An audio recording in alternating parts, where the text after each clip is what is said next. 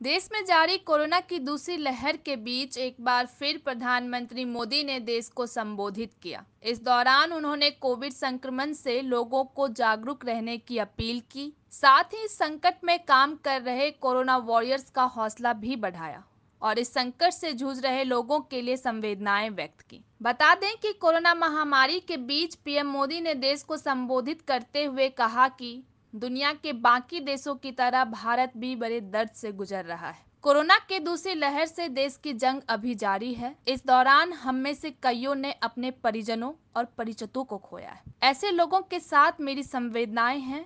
Corona महामारी पर चर्चा करते हुए पीएम मोदी ने कहा कि बीते 100 वर्षों बाद दुनिया ने ऐसी भयानक त्रासदी देखी है जहां देश ने कई मोर्चे पर लड़ाई लड़ी है। अस्पताल, बेड और वेंटिलेटर बनाने से लेकर टेस्टिंग लैब का नेटवर्क तैयार करने जैसे काम देश ने सही समय पर किए और बीते 1.25 साल में देश में एक नया हेल्थ इंफ्रास्ट्रक्चर तैयार किया गया है। वहीं कोरोना की घातक दूसरी लहर को लेकर पीएम मोदी ने देश को सजग रहने और एहतियात बरतने की सलाह दी।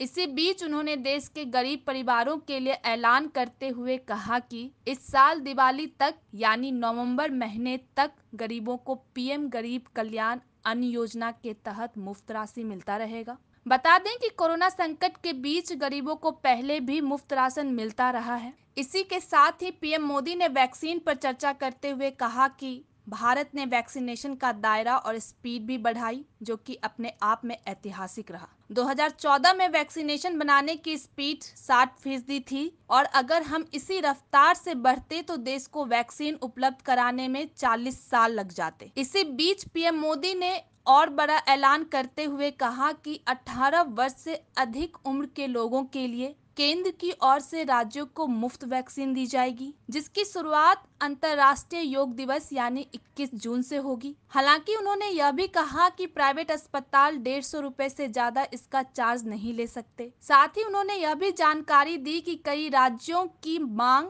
और वैक्सीनेशन व्यवस्था में आ रही अड़चनों के बीच एक बार फिर यह काम केंद्र ने अपने हाथों ले लिया है। यानी कि पहले वैक्सीनेशन कैंपेन राज्य सरकारों की ओर से चलाए जा रहे थे, लेकिन वैक्सीन का राज्यों में सही से वितरण ना हो पाने की वजह से यह व्यवस्था फिर से केंद्र ने अपने कंधों ले ली है। साथ ही पीएम मोदी ने कोरोना की तीसरी लहर के मद्देनजर बच्चों के स्वास्थ्य को लेकर भी चर्चा की। उन्होंने बताया कि बच्चों के लिए नेजल वैक्सीन का ट्रायल किया जा रहा है। अगर ट्रायल सफल रहा तो वैक्सीनेशन अभियान को तेजी मिलेगी। वहीं पीएम मोदी ने वैक्सीन को लेकर फैलाई जा रही अफवाहों से सतर्क रहने की सलाह दी। उन्होंने अपील करते हुए कहा कि मैं आप सबसे, समाज के प्रबुद्ध लोगों से, युवाओं से अनुरोध करता हूं कि वैक्सीन को लेकर जागरूकता बढ़ाने में सहयोग करें और कोरोना के नियमों का सख्ती से पालन करें।